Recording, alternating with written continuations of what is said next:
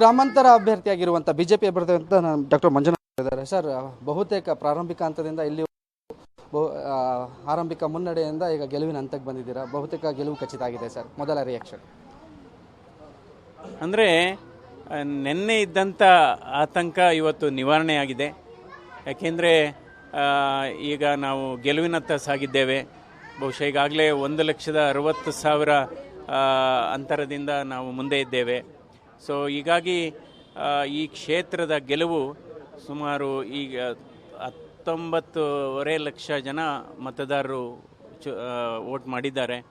So ಈ ಗೆಲುವಿನ credit ಏನಿದೆ ಇದು ಎಲ್ಲ ನಮ್ಮ ಬೆಂಗಳೂರು ಗ್ರಾಮಾಂತರ ಲೋಕಸಭಾ ಕ್ಷೇತ್ರದ ಎಲ್ಲ ಮತದಾರರಿಗೆ ಸಲ್ಲುತ್ತೆ. ಅದರಿಂದ ಮೊದಲನೇದಾಗಿ ನಾನೆಷ್ಟು ಖುಷಿಯಾಗಿದ್ದೇನೋ, ನಾವೆಷ್ಟು ಸಂತೋಷವಾಗಿದ್ದೇನೋ ಅಷ್ಟೇ ಸಂತೋಷ ಇವತ್ತು ಬೆಂಗಳೂರು ಗ್ರಾಮಾಂತರ ಲೋಕಸಭಾ ಕ್ಷೇತ್ರದ ಮತದಾರರಿಗೆ ಸಂತೋಷ ಆಗಿದೆ. ಇದು ಕಾರ್ಯಕರ್ತರಿಗೆ ಸಂತೋಷ ಆಗಿದೆ. ಯಾಕೆಂದರೆ BJP ಮತ್ತು JDS ಕಾರ್ಯಕರ್ತರು ಒಗ್ಗಟ್ಟಾಗಿ ಕೆಲಸ ಮಾಡಿದ್ದಾರೆ, ಕಾರ್ಯಕರ್ತರು ಕೆಲಸ ಮಾಡಿದ್ದಾರೆ ಮತ್ತು ಮುಖಂಡರುಗಳು ಎಲ್ಲ ಕೆಲಸ ಮಾಡಿದ್ದಾರೆ. ಹೀಗಾಗಿ ಅವ್ರನ್ನೆಲ್ಲ ನಾನು ಅಭಿನಂದಿಸ್ತೇನೆ ಇವತ್ತು.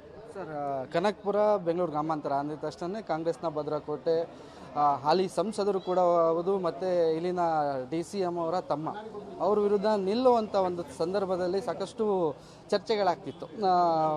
ಕಾಂಗ್ರೆಸ್ಸಲ್ಲಿ ಇದ್ದಿದ್ದಂಥ ಒಬ್ಬರೇ MP ಕರ್ನಾಟಕದಿಂದ ಪ್ರತಿನಿಧಿಸ್ತಿದ್ದು, ಅವ್ರ ವಿರುದ್ಧ ನಿಲ್ತಿದ್ದೀವಿ. ಈ ಸಂದರ್ಭದಲ್ಲಿ ಸಾಕಷ್ಟು ಇಡೀ ಕರ್ನಾಟಕದ ಎಲ್ಲ ಜನರು ಇಲ್ಲೇ ಬೆಂಗಳೂರು ಗ್ರಾಮಾಂತರ ಕ್ಷೇತ್ರ ಅಂದರೆ ಜಿದ್ದಾಜಿನ ಕ್ಷೇತ್ರ ನೆಕ್ ಫೈಟ್ ಇರುತ್ತೆ ಅಂದರೆ, ಬಟ್ ಸ್ಟಾರ್ಟಿಂಗಿಂದನೂ ಒಂದು ಸೈಡ್ ಮಾತ್ರ ರಿಸಲ್ಟ್ ಬಂದಿರೋದು ಸರ್.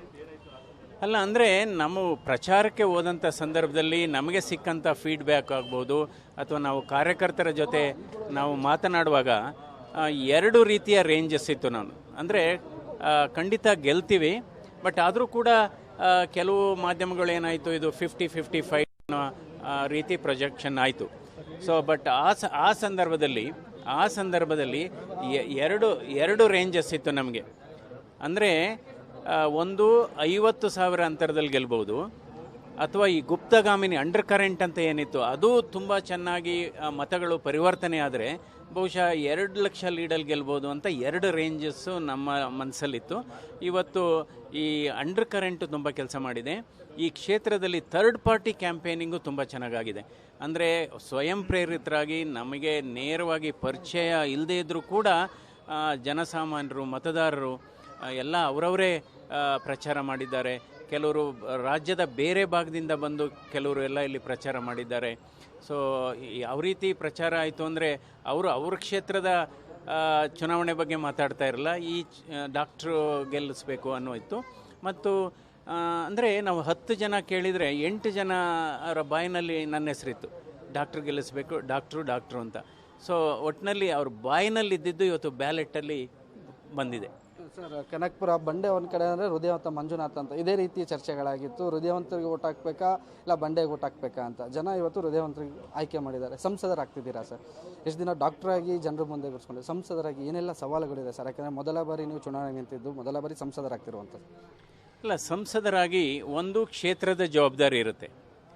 ಅಂದರೆ ಕ್ಷೇತ್ರಕ್ಕೆ ಯಾವ ರೀತಿ ಕೆಲಸ ಆಗಬೇಕು, ಯಾವ ರೀತಿ ಮೂಲಭೂತ ಸೌಕರ್ಯ ಆಗ್ಬೋದು, ಶಿಕ್ಷಣ ಕ್ಷೇತ್ರ ಆಗ್ಬೋದು, ಕೃಷಿ ಕ್ಷೇತ್ರ ಆಗ್ಬೋದು, ಅಥವಾ ಆರೋಗ್ಯ ಕ್ಷೇತ್ರ ಆಗ್ಬೋದು, ಅದು ಒಂದು.